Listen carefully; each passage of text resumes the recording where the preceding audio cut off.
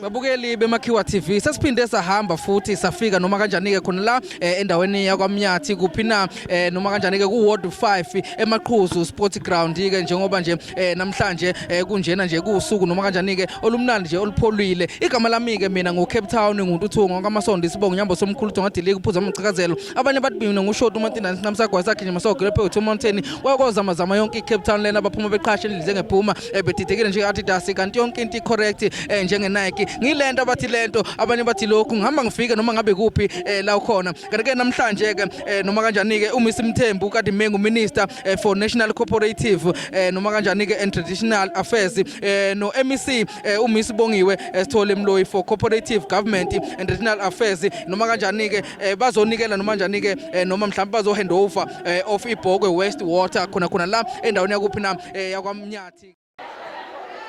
Ala ukubingelela abaqondisi bohlelo abaliqondisa ngokubambisana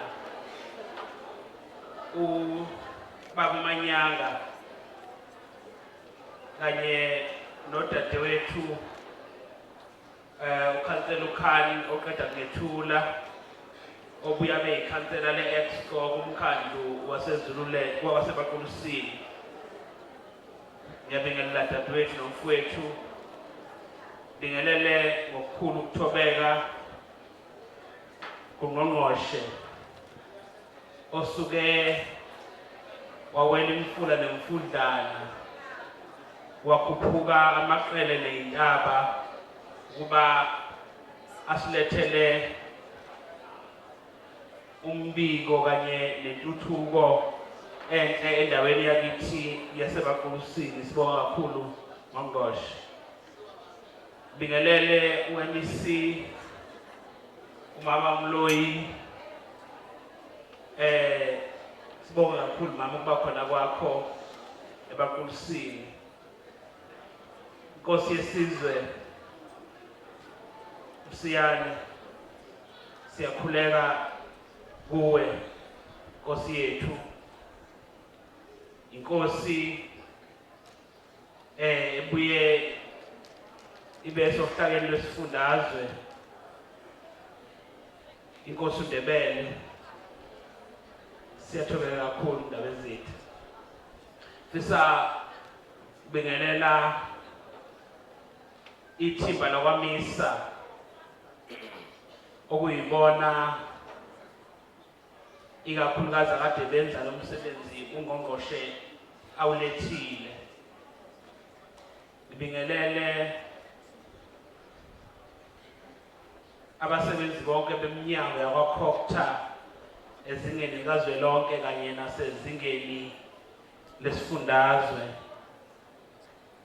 Ngibingelele abahlonishwa amakhansela aseBaQulusini okukhethekile ukhansela waleli wadi ukhansela uVilakazi. Ngiyabingelela Mphephethe. Ngibona ukhansela uDlamini ongomanye amakhansela futhi athi eseBaQulusini abuye aseve emkhandlwini waseZululand. Labezitha ngiyabingelela ikhansela lesigungu esikhulu eZululand. Bingelele ke bonke amakhansela okungenzeka ukuthi angiwabonanga i-administration yaseZululand. Ngike ngabona ubaba uNgubane Deputy Director nabanye abaqondisi abakhona. Ngifisa ke ukungadi isikhathi bonke abaholi abakhona abangaqhamuka kuwona wonke amaqembu epolitiki, abaholi beyinhlangano zomphakathi nabaholi bamabandla abangabakhona. Lento ifika ngesikhathi esithe phecelezi. Angimangali lutho uma umphathi wohlelo ngimbone lingeka ukufuna ukuphakanyelwa umoya isikhathi. Ngeke ngimsole kakhulu. Kepha thina njengabaholi kakhulukazi mina nginomsebenzi ukuthi njalo ngenze izinto ngokucophelela. Lesi sikhathi sibi akwenziwa noma yini. Lesi sikhathi sibi awusho noma yini. Sishe sibonga kakhulu nje kodwa ukuthi namhlanje kuza kuza ungqongqoshe kanye no-MEC bababili abantu besifazane. Basadumile abantu besifazane ngokucophelela. Angazi yini abawona amagwala kodwa bayacophelela. Nami ngifisa kakhulu ukuthi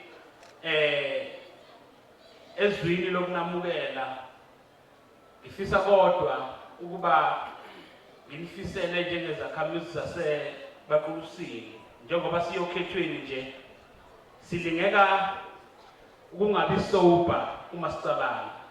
Kodwa ngiyacela njalo masikhuluma okuphuma olumini lwethu akube lokho kwakhayo noma senza okusezenzweni zethu kube lokho kwakhayo. Kodwa ngeke yeke ukubonga ungqongqoshe kwakuthi nje uma ngabe kukhona zonke izicelo noma zonke izinto abeyicabanga kodwa bacabange AbaQulusi nakuba lo msebenzi bebewenza ku-infrastructure yeZululand kodwa ama-beneficiaries abantu esibaholayo baseBaQulusi. Ngakho-ke ziningi ezinye iy'ndawo ezingenayo iplani yalolu hlobo kodwa ukuthi kukhethwe indawo yakho Nkosi yesizwe Msiyane ngiyakubongisa ngilethwe yilokho nje ngoba sekwenzeke konke sesikhulume konke kodwa abantu esibaholayo yibo kufuneke njalo siqinisekise ukuthi sibabeka phambili. Ngiyafisa kakhulu ukuba nonke nizizwe namukelekile endaweni yenkosi endaweni yaseBaQulusini. Ngifisa-ke ukuba sengathi singaphathana kahle sonke osikukhulumayo esikwenzayo nenhlonipho nje. Abantu baseBaQulusini baziwa ngenhlonipho.